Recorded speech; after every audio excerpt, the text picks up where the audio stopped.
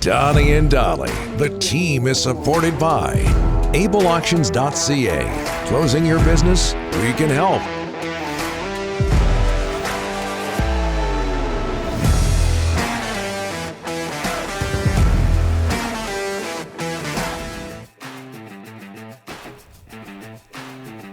Today's guests, including Gino Odjick, standing by, brought to you by Langley Chrysler. Don't struggle to find a great deal on new or used vehicles. When Langley Chrysler has over 200 vehicles on the lot, save up to $10,500 on Ram at Langley Chrysler in-store or online at langleychrysler.com. Donnie and Dolly, a presentation of Able Auctions. Last week, we found out who is getting inducted into the BC Sports Hall of Fame this year. One of the people getting inducted, along with Gene Kaniski and Dale Mitchell. Former Canuck Gino Odjick, a new BC Sports Hall of Famer. Gino joins us now. Gino, thanks for doing this. How are you, sir? Good morning, Donnie and Dolly. Good morning, Gino. Hey, what's your reaction to all of this, getting into the BC Sports Hall of Fame?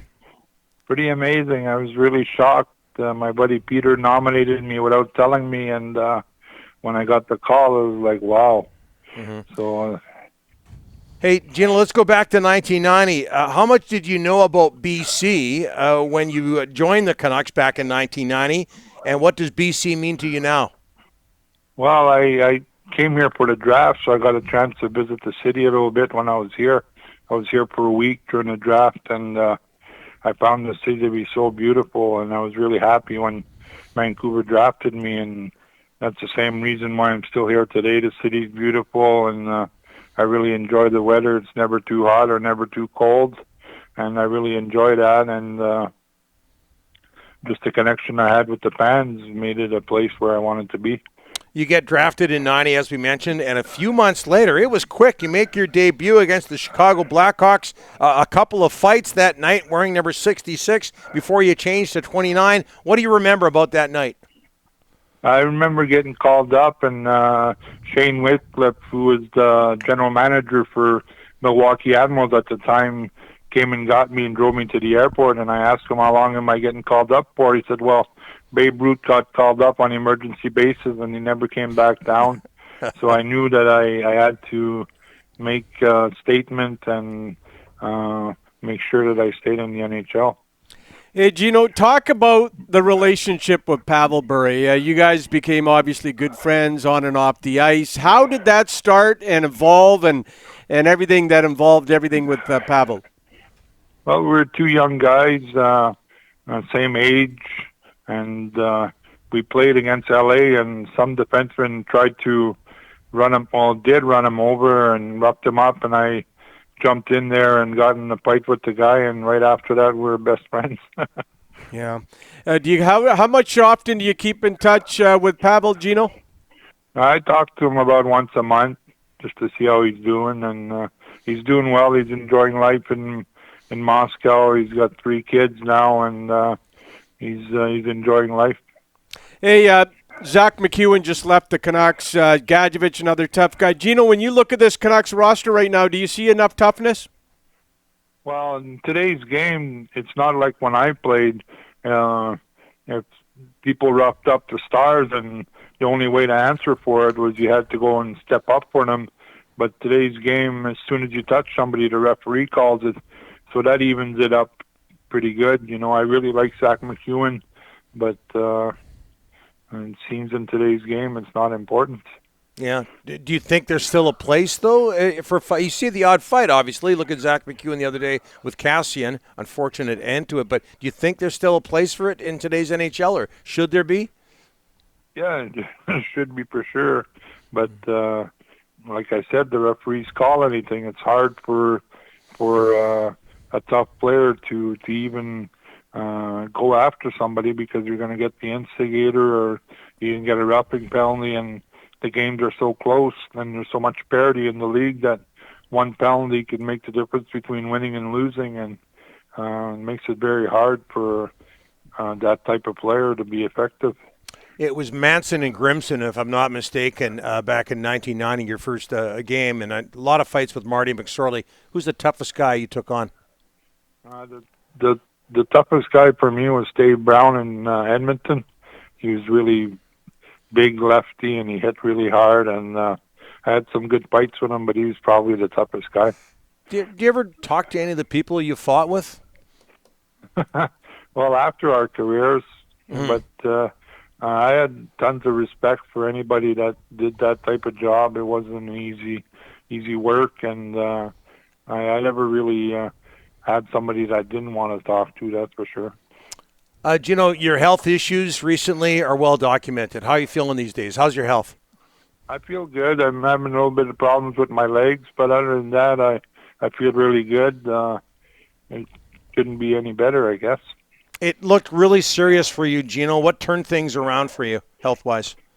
They had an experimental drug that they tried. It was they were thinking I wasn't going to make it, but the experimental drug worked, and thank God I'm still here today. Gino, how tough is it watching the Canucks right now, year after year? They're, it's only one playoff win in the past 10 years. As a fan now, is it frustrating?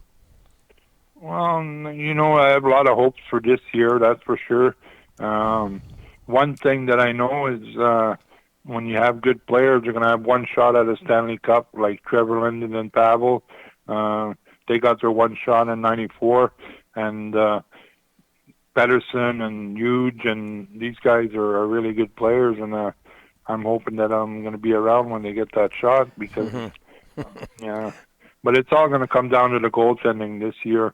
Goalie's got to play really good for the whole year, and once every 10 games, he's got to steal a game for you that you had no business winning. And at the end of the season, that's if he plays 60 games, that's 12 points. That's the difference between making the playoffs or not making the playoffs. Hey, Gino, I know you helped Michael Furlan in some tough times a few years ago. How tough was it to see him and his concussion issues in Vancouver? I felt bad for him. He really wanted to make an impact and prove that the Canucks did a good signing, bringing him into Vancouver, and he was the exact type of player that we needed. But your health, you have no control over that, and once you get into concussion troubles, it makes it really hard to come back and be effective. And right now, I'm more worried about his quality of life than about playing. What are you up to these days, Gino, for people who don't know? What's taking up your time? I'm partners with the Aquilinis and Tawasin in the development. I go and see First Nations and broker the deal with them to become partners with the Aquilinis in building houses and that, and that's what I've been doing. It's been really a lot of fun. Gino, you mentioned First Nations. How important was Truth and Reconciliation Day for you and your family and friends? I really enjoyed it. So many people came up to me and asked me, what can we do to help First Nations? And I told them, just understand and support us. And a lot of people in BC were wearing orange shirts on that day, so it made me really proud that how good a place British Columbia is. Gino, we know you're tight with Canucks ownership. What kind of job do you think Francesco's done? Gino, I know you got some insight, friendship with him there.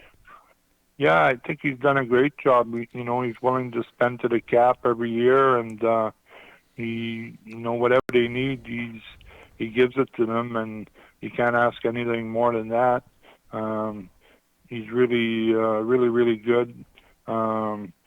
He really respects his players, and he lets general manager and the coach do their job. He doesn't interfere, and that's a big deal. You get a lot of owners that they listen to whoever tells them something, and then they go and tell their general manager, you should be doing this, you should be doing that. But he doesn't do that. So I think their employees really appreciate that they're trusted to do their job, and whatever the results are, it's on them. It's not on the owner for interfering. One more, Gino, before I let you go. Canucks in Philadelphia tonight. One of the strangest sights for any Vancouver hockey fan is seeing pictures of you in a Montreal uniform or an Islanders uniform or a Philadelphia uniform. You spent parts of a couple of seasons there. What do you remember about your time in Philly? Well, we had a really good time at that time. We had Lindros, John LeClaire, and they really were in their prime. Eric Desjardins, we were a Stanley Cup contender. We made it all the way to the semifinals, and we lost in 7 games to New Jersey. We went in the Final Four, and it could have went either way, and almost had a chance to win another Stanley Cup like I did in Vancouver. Yeah. Gino, we could go on and on. Thanks so much for this. Good to hear that you're doing well, and all the best in everything you're involved in. Okay, thank you. Have bet. a good week. Yeah, You bet. thanks, Gino. Gino Odjick.